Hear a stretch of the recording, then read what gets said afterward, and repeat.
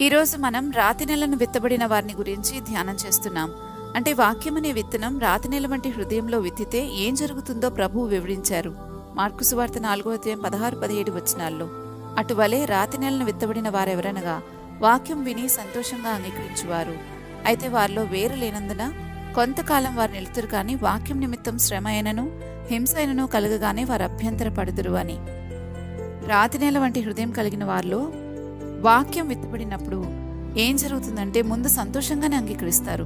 కానీ వాక్యానుసారంగా బ్రతకాల్సి వచ్చినప్పుడు, ఏదైనా కష్టం వచ్చినప్పుడు వెంటనే అభ్యంతర పడిపోతారని ప్రభు చెప్తున్నారు. వాక్యానుసారంగా బ్రతకగోరే వారికి కలిగే శ్రమ హింస ఎలా ఉంటుందని బైబిల్ చెప్తుందంటే, 1 నిందలు అవమానాలు దూషణలు వస్తాయని మత్తయి సువార్త 5:11 వచనంలో ప్రభు అన్నారు. 2 హింస కలుగుతుందని తిమోతికి రాసిన 2వ పత్రిక 3:12 వచనంలో క్రీస్తు యేసునందు సద్భక్తితో బ్రతుకునుద్దేశించిన వారందరూ హింస పొందుదురు అని రాయబడింది. కాబట్టి దేవుని మార్గం ఎప్పుడు లోకానికి విరోధంగానే ఉంటుంది.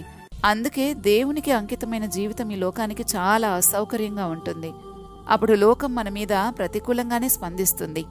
యేసుప్రభువే అన్నారు, లోకం మిమ్మల్ని ద్వేషిస్తుంది అని, యోహాను సువార్త 15:19 వచనంలో. ఎందుకంటే దాని క్రియలు చెడ్డవని సాక్ష్యమిస్తున్నాను గనుక లోకం నన్ను ద్వేషిస్తుందని ప్రభు తన గురించి కూడా చెప్పారు, యోహాను సువార్త 7:7 వచనంలో. కాబట్టి దేవుని మార్గం ఎప్పుడు లోకానికి వేరుగానే ఉంటుంది. ఇంకా హింస ఏంటంటే మనం ఆత్మఫలం ఫలించాలి. అంటే ప్రేమ, సంతోషం, సమాధానం, దీర్ఘశాంతం, దయాళుత్వం, మంచితనం ఇలా ఫలించే కొద్దీ మన దగ్గర నుండి ఇవన్నీ పొందుకుని తిరిగి మనల్ని ఎక్స్‌ప్లాయిట్ చేస్తూ ఉంటారు. ఈ విషయాన్ని కూడా మనం అర్థం చేసుకోవాలి. మనం చూపించే ప్రేమను చూసి వీరు ఏదో ఆశించి చేస్తున్నారని అంటారు. ఈ మెసేజ్ని మీరు పూర్తిగా వినాలి అని అనుకుంటే కింద ఒక లింక్ ఇచ్చాము. ఆ లింక్ని క్లిక్ చేస్తే అది మిమ్మల్ని బైబిల్ స్టడీలోకి తీసుకుని వెళ్తుంది. ఆ వీడియోలో మీరు పూర్తి మెసేజ్ని వినగలరు.